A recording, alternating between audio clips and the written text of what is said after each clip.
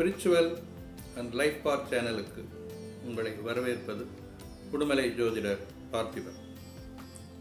போன வீடியோவில் லக்னம்னா என்ன, ராசினா என்னன்னு பார்த்தோம்.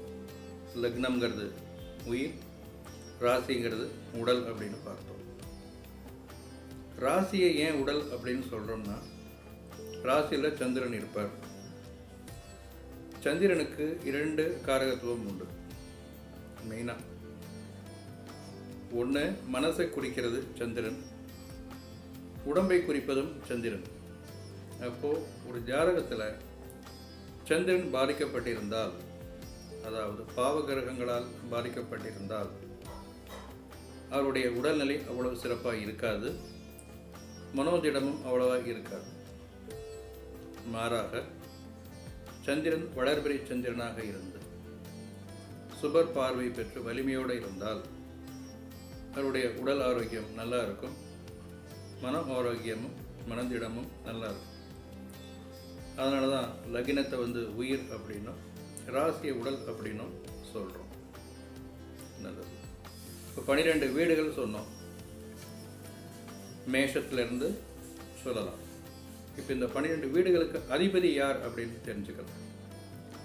மேஷத்திற்கு செவ்வாய் அதிபதி, ரிஷபத்திற்கு சுக்கிரன், மிதுனத்திற்கு புதன், கடகத்திற்கு சந்திரன், சிம்மத்திற்கு சூரியன், கன்னிக்கு புதன், துலாம் சுக்கிரன், விருச்சிகத்திற்கு செவ்வாய், தனுசு குரு, மகரம் சனி, கும்பம் சனி, மீனம் குரு. ஸோ இந்த 12 ராசிகளுக்கும் அதிபதி யார் அப்படின்னு பார்த்துட்டோம்.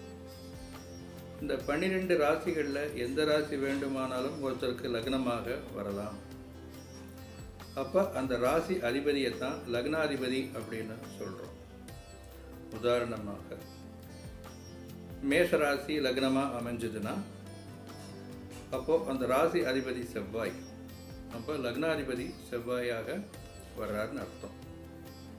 இந்த செவ்வாய் பாதிக்கப்படாமல் இருந்தால், பாவகிரகங்கள் சம்மந்தப்படாமல் நல்ல நிலையில் இருந்தார்னா அந்த ஜாதகர் வாழ்க்கை சிறப்பாக இருக்கும் அப்படின்னு சொல்லலாம்.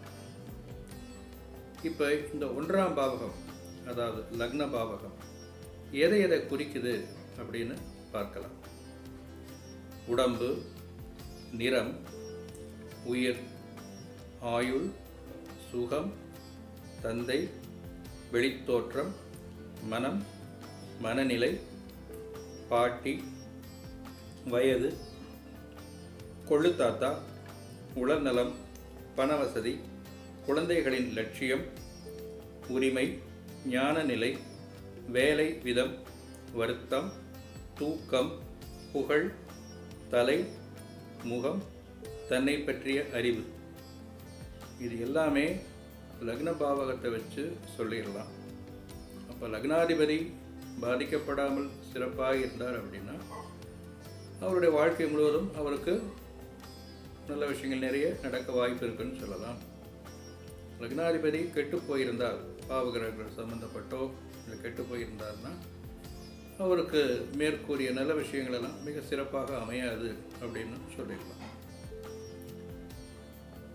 இதனால் நீங்கள் ஜாதகத்தை எடுக்கும் பொழுது முதல் லக்ன பாவகத்தை சரியாக ஆராய்ச்சி பண்ணீங்க அப்படின்னா ஜாதகர் மொத்த வாழ்க்கைன்னு கொஞ்சம் சுருக்கும் போது அதில் வந்துடும். அவருடைய புகழ் எப்படி இருக்கும், உடம்பு எப்படி இருக்குது, மனநிலை எப்படி இருக்குது, இதெல்லாம் லக்னமே தீர்மானிக்கிறதால நீங்கள் ஜாதகத்தை பார்க்கும்போது லக்னத்தை நல்லா தெளிவாக ஆராய்ச்சி பண்ணிங்கன்னா அதிகபட்சமாக அவருடைய மொத்த வாழ்க்கையும் எப்படி தாங்கிறத சொல்லிட முடியும்.